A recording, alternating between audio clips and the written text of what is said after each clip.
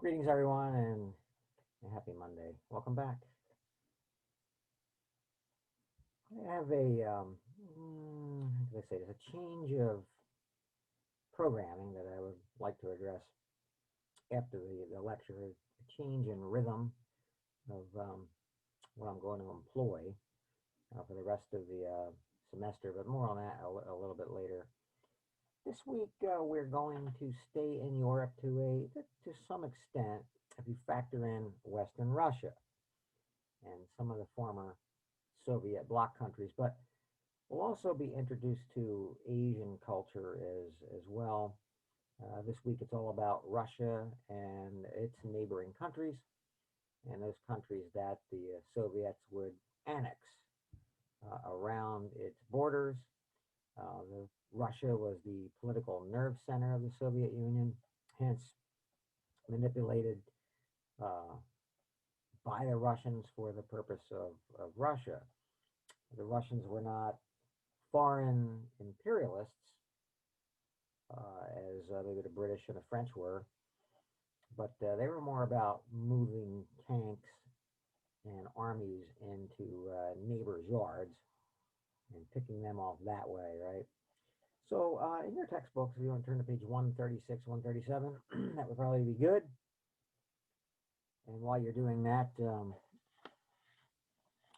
start getting ready to go over the objectives for the particular chapter, and you have your lecture models by this point. You can see those, and I'll briefly talk about the heads up terms. In this chapter, we want to trace the region's history. We want to examine the reasons behind the collapse of the Soviet Union. We want to get a sense of how population patterns play into the region's role in today's globalized world, and recognize the effects of the Soviet Union on the CIS, the Commonwealth of Independent States, and the neighboring states at the present time. Major heads-up terms for this particular chapter. The CIS, I just mentioned the CIS, Commonwealth of Independent States. When the Soviet Union dissolved, it broke up into all the independent states that were part of the Soviet Union. Hence, the Commonwealth of the Independent States. Rus, we'll talk about that, a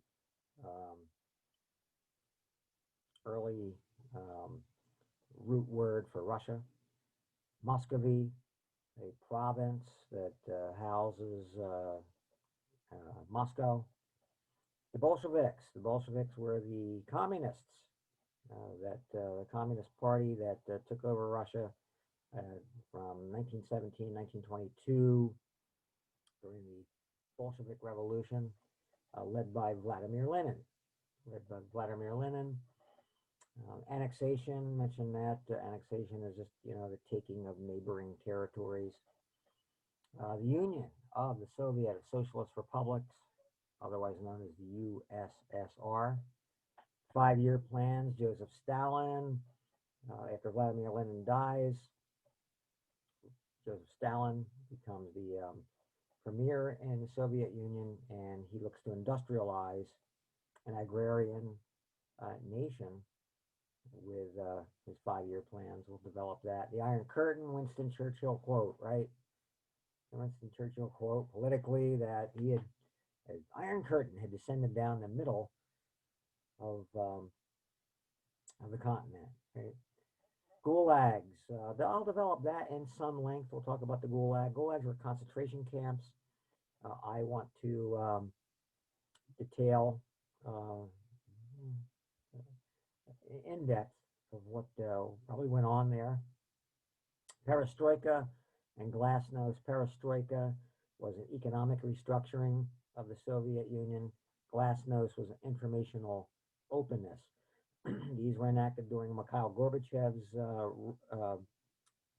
rule of the Soviet Union, and it was to combat an arms race that the Soviet was being lured in via the Reagan administration. Mikhail Gorbachev, Russian president from 1985 up and through the time it dissolves in 1991. Joseph Stalin, um, Russian dictator from the 1920s up through 1953.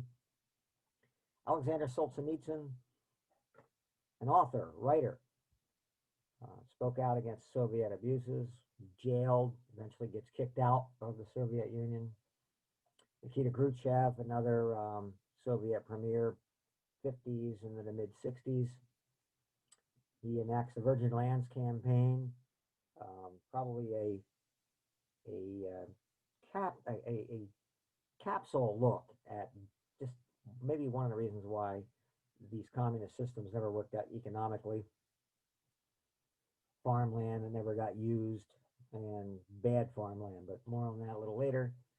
Secret cities, these were nuclear, biological facilities, labor camps, underground during the Soviet years, and not discovered until after the Soviet Union dissolved.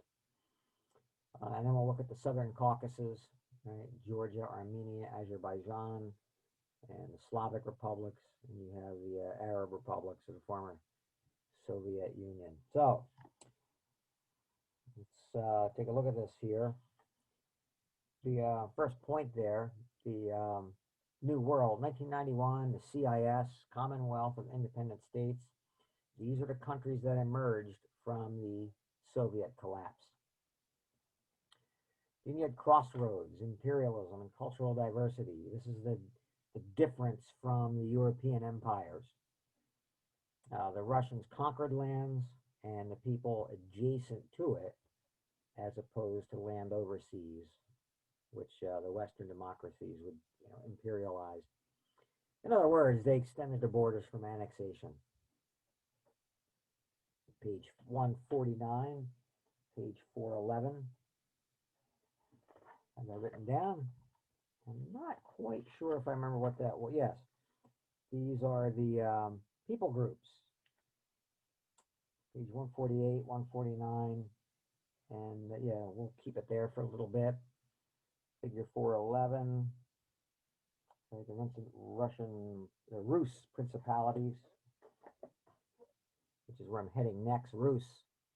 800s, the Varangians, how it's said in Russian, but the Vikings. Vikings moved into the North European plain. You flip back to pages 136, 137. You can see that area, and yeah, via the Volga River running from, I think it's Novgorod, Volgograd, due south of Moscow on your map on page 136, and the Volga River connecting Volgograd with Novgorod, northeast of Volgograd.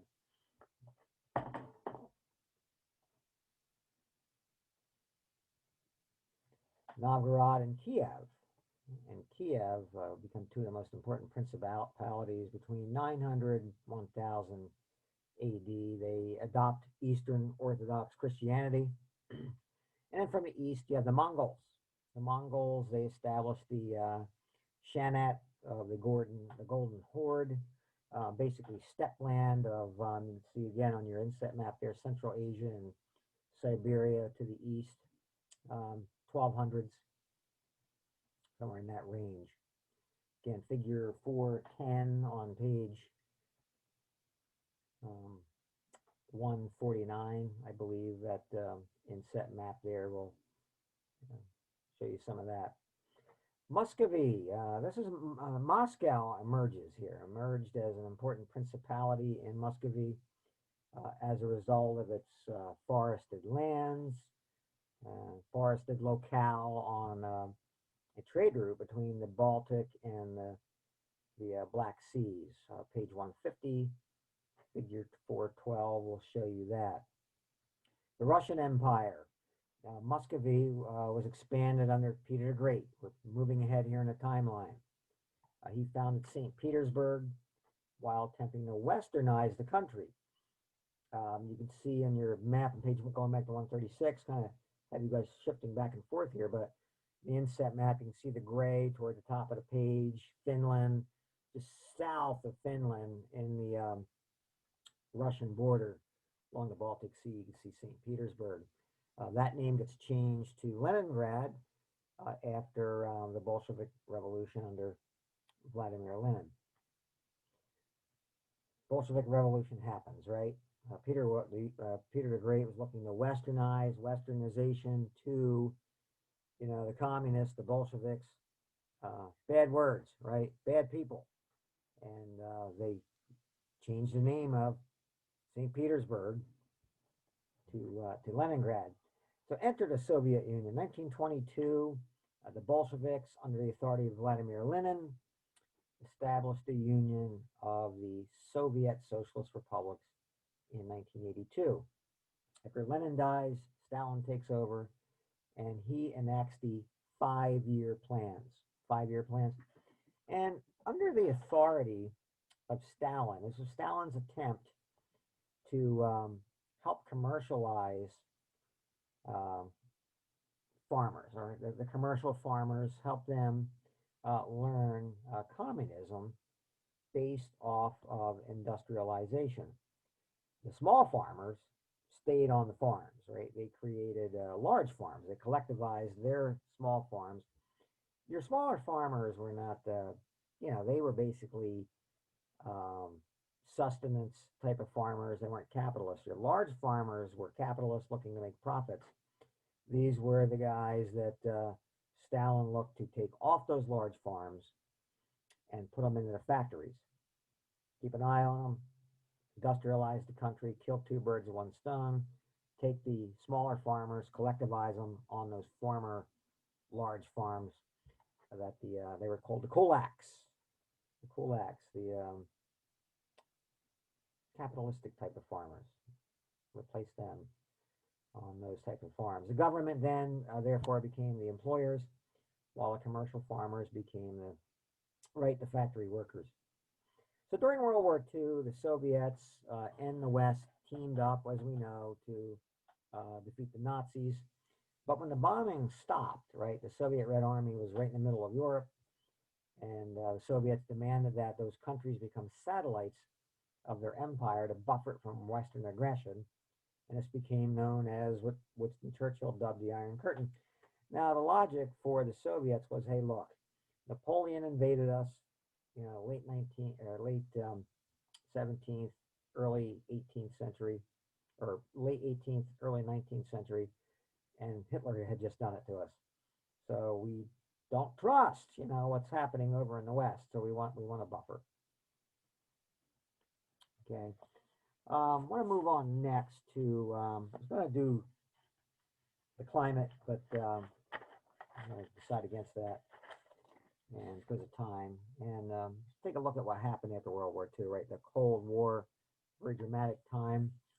Following World War II, the Soviet Union emerged as a global superpower, right? The state-run economy kept pace with the Western economic growth, but it ultimately proves inefficient. I'm setting this up here before we get into the fills. Human rights abuses were widespread, particularly those associated with the Soviet gulags, which I'll detail. So, in spite of the introduction in the 1980s of economic reforms, the Soviets dissolved in 1991 into 15 independent countries. Let's take a look at this first point here, global changes and local responses. The Soviets closed off their society from the capitalist world during this time period. And as a result of being closed, the world did not see the inherent weaknesses within, inefficiencies, struggles to keep up with the arms race, and just basic inequalities. March of '85, Mikhail Gorbachev comes to power, and he sees the empire crumbling, and he looks to introduce some Western reforms. Perestroika was an economic restructuring, and glasnost, informational openness. Perestroika was some free market reforms, and glasnost allowing people to criticize the government, and it gave people freedoms, right? And these are key. Second one, maybe most importantly, because once people start getting their freedoms, the genie's kind of out of the bottle at that point, and people not only in the and Russia, but around the Soviet bloc, um, didn't want to go back to the way things were. So this serves to separate the economy from politics, and it introduces free market policies as well. Some people begin to get a little wealthier, right? They do not want to go back to the inefficiencies of the Soviet system. So, to some degree, there's a lifting of um, full throttle communism, and I'll tell you why. Next point: the U.S. role in the collapse of the Soviet Union. Ronald Reagan came into office January 1991, and he and his top aides saw inherent weaknesses in the Soviet system. They knew the Soviets were spending almost their entire GDP on the military, so the Reagan administration upped the ante on the Soviets, forcing Gorbachev to make democratic and free market reforms, perestroika, glasnost. The Reagan administration also broadcasted Western propaganda into Russia and Eastern Europe via Radio Free Europe, which hastened unrest among the people. They could hear about what democracy was like and freedom, and so that was hastening unrest. You had in Poland, you had a solidarity movement there under a guy named Lech Walesa, stirring up unrest. Pope John Paul at the time was meeting with Reagan and clamoring for religious reforms. And so you had a lot of this simmering throughout the Soviet Union and the Eastern Bloc during this time. Soviet Union ends up dissolving in December 31st, 1991. Now, just kind of a spoiler for a couple of the short videos I want you to watch on Wednesday. More on that a little later. The linchpin, the hinge of the crushing of the Soviet Union was a plan that the Reagan administration had called SDI, the Strategic Defense Initiative. And the Strategic Defense Initiative was basically missile interceptors. And with the American economy booming, they were able to afford a program like this. And the Americans, the Reagan administration saw in the Soviet Union an economy that was being crippled by the arms race, and they bet on the fact that the Soviets, one, would not be able to afford a missile defense shield, and secondly, that they would try it. And hence, two big earth-changing summits, dramatic summits, take place in 1986 between Reagan and Gorbachev, where Gorbachev basically tries to talk Reagan out of SDI, and he offers all these caveats of taking missiles out of Europe and all these things the arms control agreement could only dream about throughout the time of the Cold War. And Reagan could see the accolades he would have received by accepting that, but he never really trusted the Soviets, and he stuck with SDI. And I think many of us believe that was the beginning and the end of the Soviet Union.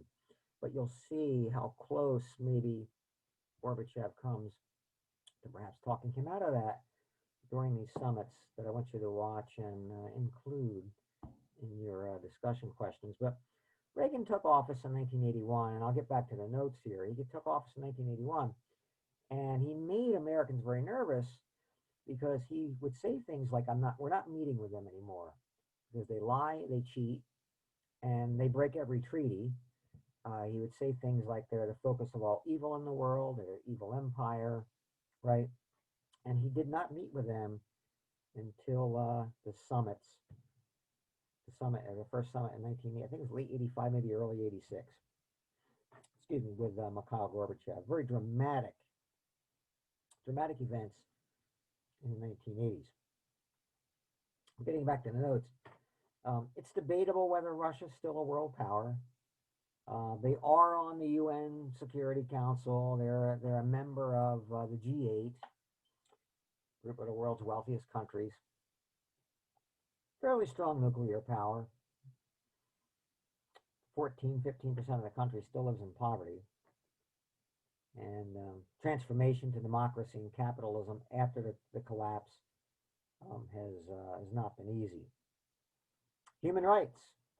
Under Joseph Stalin, kind of backing up here a little bit now, the Soviets set up labor camps called the gulags.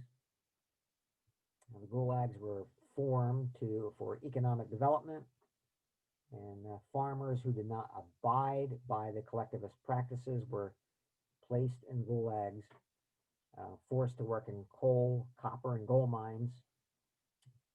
3 million died. Alexander Solzhenitsyn, he wrote 2 books for which he was imprisoned by Stalin. I have one of these here. The one that received the Nobel Peace Prize, I do not have. That was called Gulag Archipelago. And I have One Day in the Life of Ivan Desinovich. This is maybe reading backwards or not on there. But take my word for it. It is One Day in the Life of Ivan Desinovich, written by Alexander Solzhenitsyn. Ivan Desinovich, it's believed, was Alexander Solzhenitsyn. He wrote 2 books. He was in prison. He won the Nobel Peace Prize for one of those. Women had more career choices than other women in the world.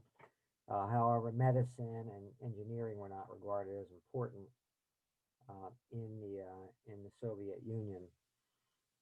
Figure 415, page 158, will give you an inset map of where all these gulags, these concentration camps, were.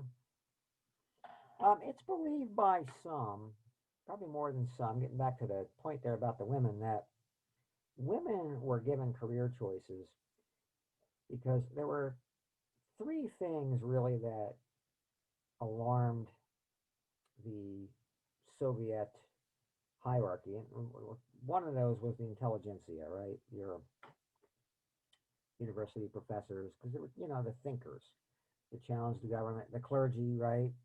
The religious authorities. The other one was a strong family. And by giving women careers, it's believed that this was looked to sever the families, right? The family unit. Now, I'm going to give you guys a small reading on Wednesday about the gulags, or some quotes by Alexander Solzhenitsyn. Just showed you a couple of his books.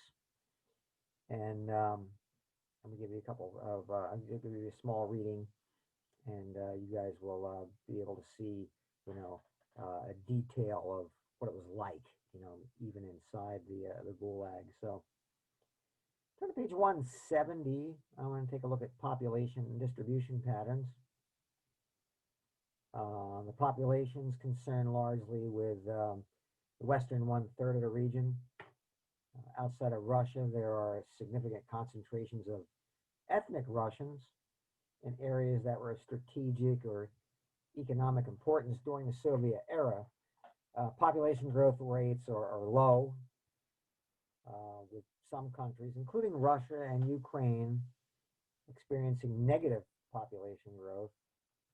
But the region's, predominantly urban, or the rates of urbanization currently at their highest in areas where there's little land that you can use, right, or industrial development.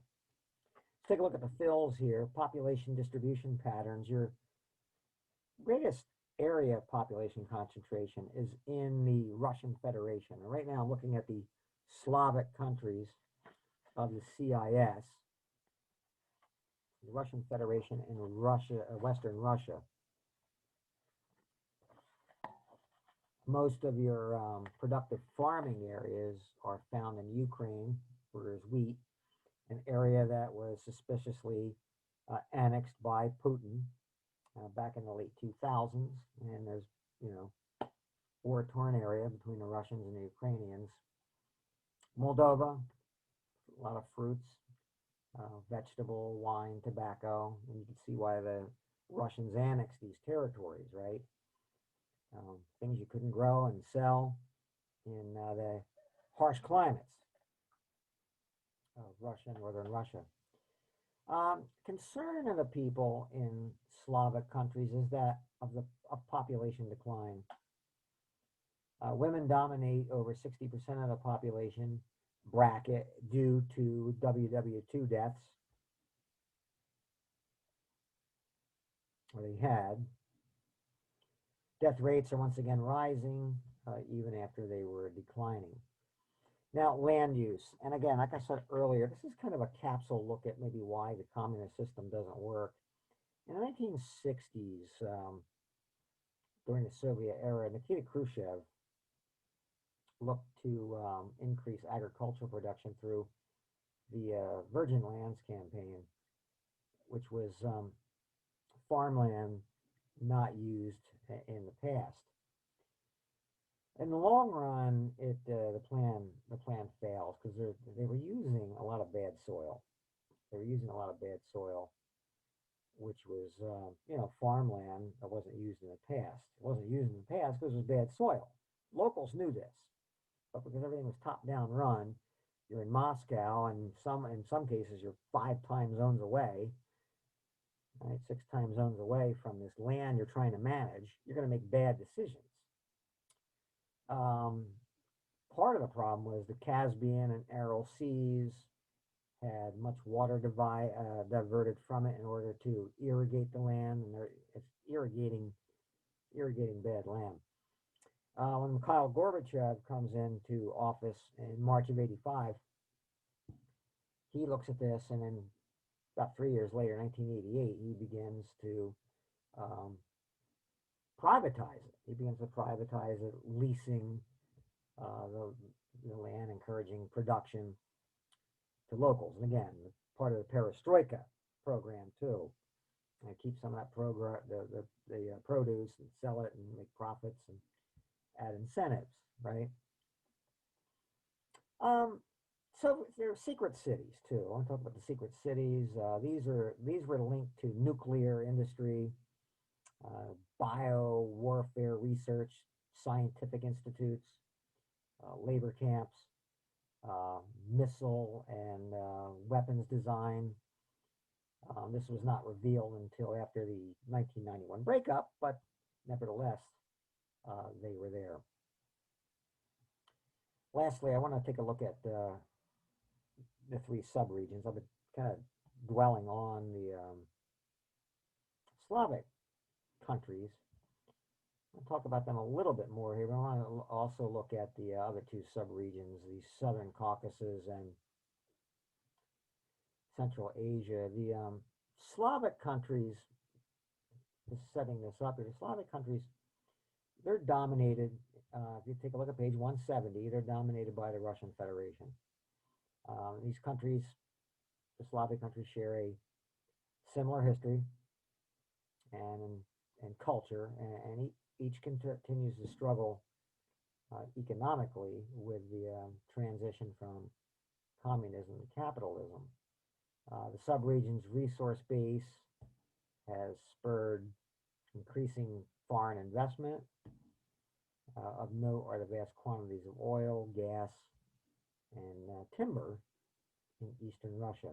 Well, for your first set of notes here, we finish up with some notes. You guys probably thought I forgot about that, but I didn't. And the first line here would be otherwise known as the Russian Federation, the modern political state of Russia. First bullet point there consists of 89 political units.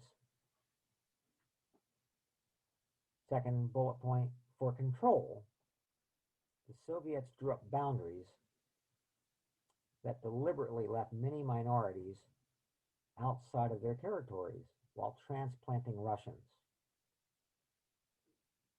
Right? Russians would, in order to inculcate Russian culture all around the Soviet Union, transplant Russians into,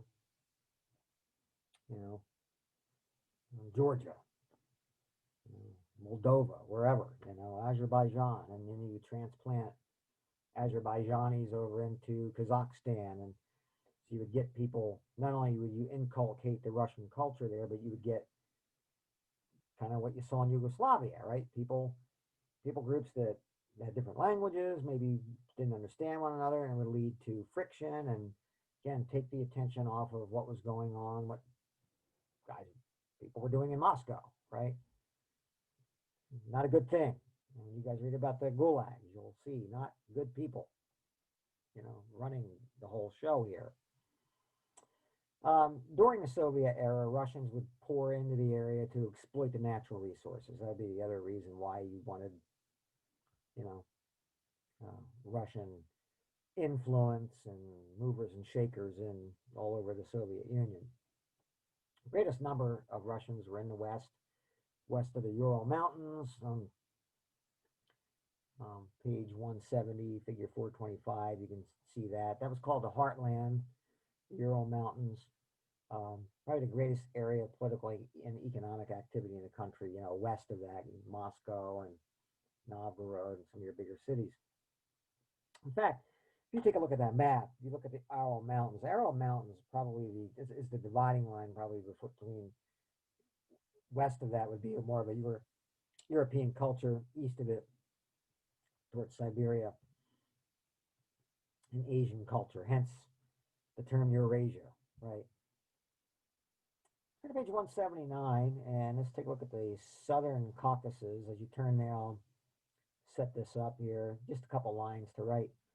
The Southern Caucasus has a complex ethnic and cultural geography.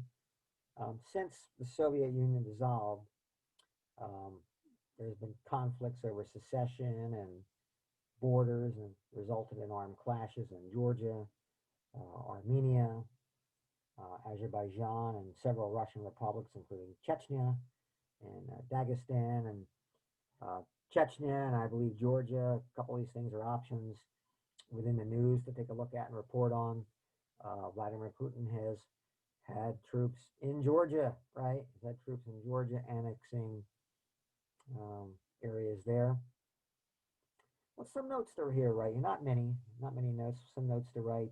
Azerbaijan could become one of the world's leading oil producers. The question remains if they can exploit the fields. Okay, the region was limited on doing that by the Soviets, so the Soviets could develop industry during the Soviet era and therefore keep people of that region dependent on other republics. So yeah, I mean, if they allowed a lot of oil production during that time period, that may have caused economic unrest, right? By people who realized they could get rich off the oil and then push back against the Soviets. So, a big reason why they didn't develop too much of that during that time period. And then lastly, turn 184, just take a look here at an important region, the countries of Central Asia.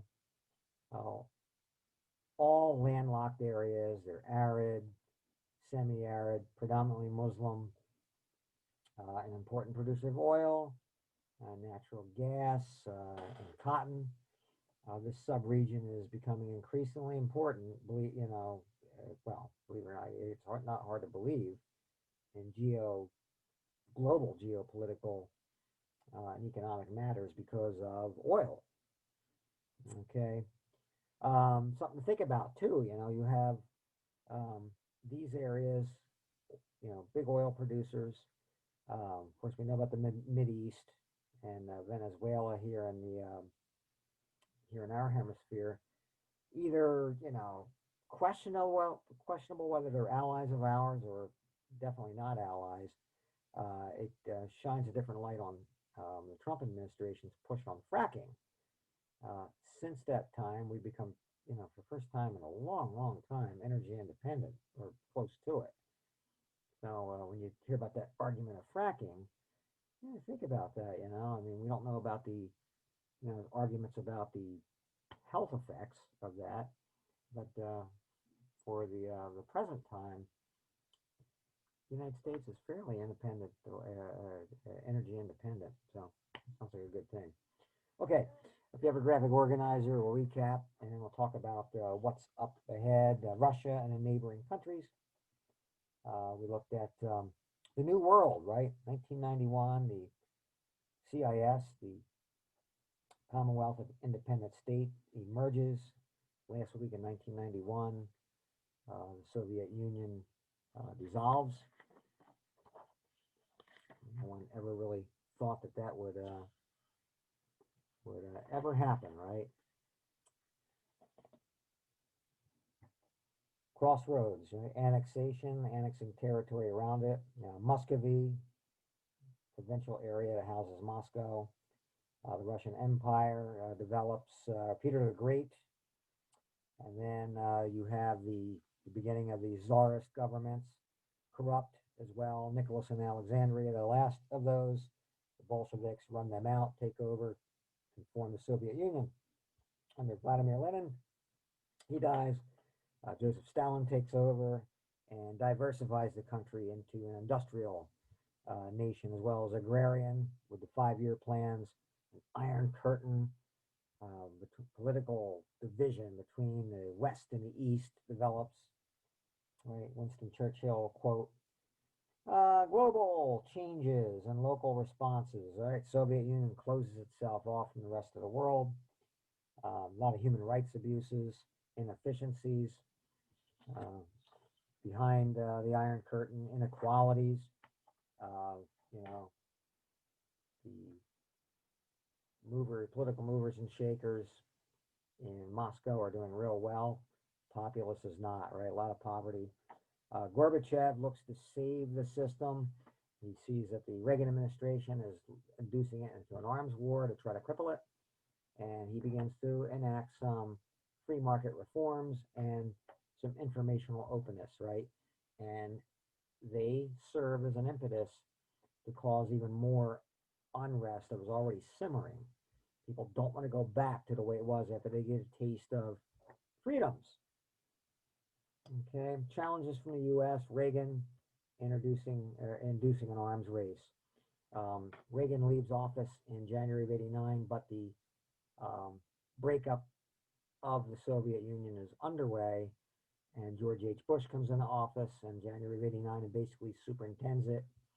And in January or December, last week of December 1991, the statue of Joseph Stalin comes down, and those of us who were alive that time, adults especially, never, ever, ever thought we would see that happen. We just were kind of relegated to the fact that the Soviet Union would be with us. And we were always a little nervous about that too, because we never really knew whether we would ever eventually buckle to them, right? But Reagan administration went after it. Population distribution patterns, population decline in the Slavic countries, women, 60% of the population. Death rates are rising again. A lot of productive farming there. In Ukraine, you have wheat, and Moldova and those areas, fruits and vegetables. Russian Federation, most populous. And then you have your secret cities, right? Multiple weapons design, former cities that under the ground have multiple weapons designs, biowarfare research, scientific research institutes, labor camps, right? And then sub-regions, Slavic countries, dominated by the Russian Federation. Your Southern Caucasus, Georgia, Armenia, Azerbaijan, big oil producers, and Central Asia, right? Landlocked, arid, generally Muslim, become important too geopolitically because of its location and oil fields. Okay, so that is that. I want to take a look about what's up ahead, and I'm going to start breaking the rhythm up of what we do. On your syllabus, I had broke down on there Monday, Tuesday, Wednesday, kind of the kind of things we're going to do. was kind of getting a sense that maybe I was having you guys bite off more than you could chew, which is odd, and I'll tell you why in a minute. And then, shortly enough, a couple students respectfully and kindly, um, talked to me about how it might be a little bit too much.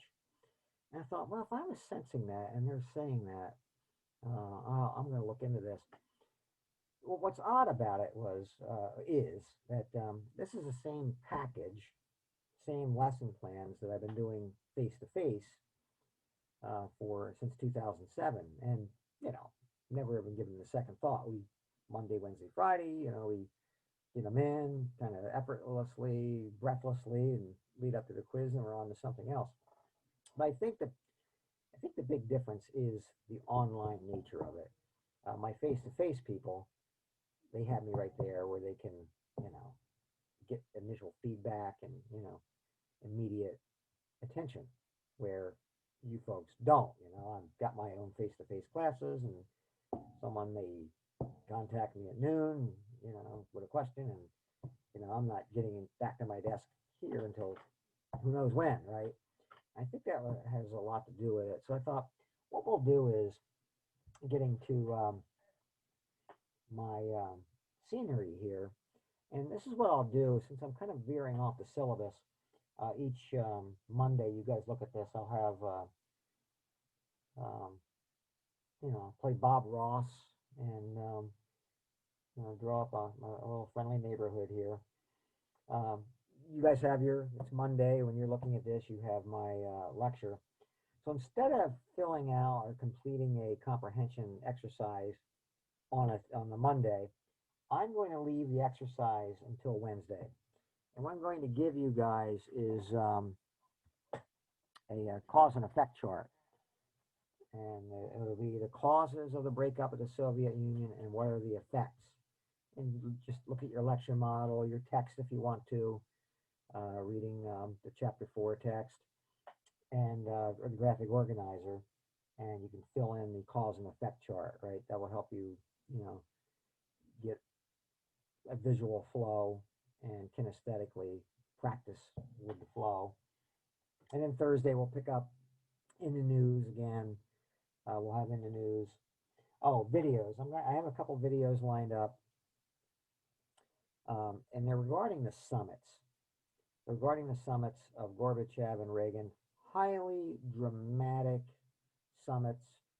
I think each video is within 10 minutes, but it breaks down how Gorbachev tries to talk Reagan out of SDI, the Strategic Defense Initiative, the missile defense shields. He just knew they couldn't do it. And I mean, if the Americans could intercept a Soviet missile, fire one back, and the Soviets couldn't intercept it, the game is over, right? The game is over. So the Soviets Gorbachev knew what the stakes were, and changes the world, these two summits. Reagan would not meet with these guys, he said, until there was a position of strength for the U.S. He felt they achieved that by the first summit, and you'll see that, very dramatic. I'm going to give you a reading of the gulags, short reading of Alexander Solzhenitsyn's viewpoint of what they were about and, how they were inside, right? I probably would like to have those, a mention of those in the DQs. That would please the professor. I'll have those posted on Monday, all of this, so you guys can get an early start on those if you like. In the news, we posted as well. That'll be due Thursday, and then Friday we start the discussion boards. They will be due Sunday night, and then Monday we'll quiz on this. And basically, what I'm doing is I'm cutting an exercise out. Right, there's one activity I will be cutting out in the middle of the week, and you can get an early start, at your own pace on um, the other one that I'm keeping, just moving back to the middle of the week. So there you have it, up ahead. If you have questions, comments on that, you know how to locate me, and I shouldn't. I have my office hours on there, but to be quite honest with you, I'm on my phone all the time and looking to respond to students of all my classes. So, but you guys know how to track me down, and I think I do a pretty good job of getting back to people. So, at any rate, there you have it. So until Monday, you'll see me again, and I'm sure I'll be in contact with many of you during the week. Have a really good week, and be good, right? I know you will, and talk to you later. Bye bye.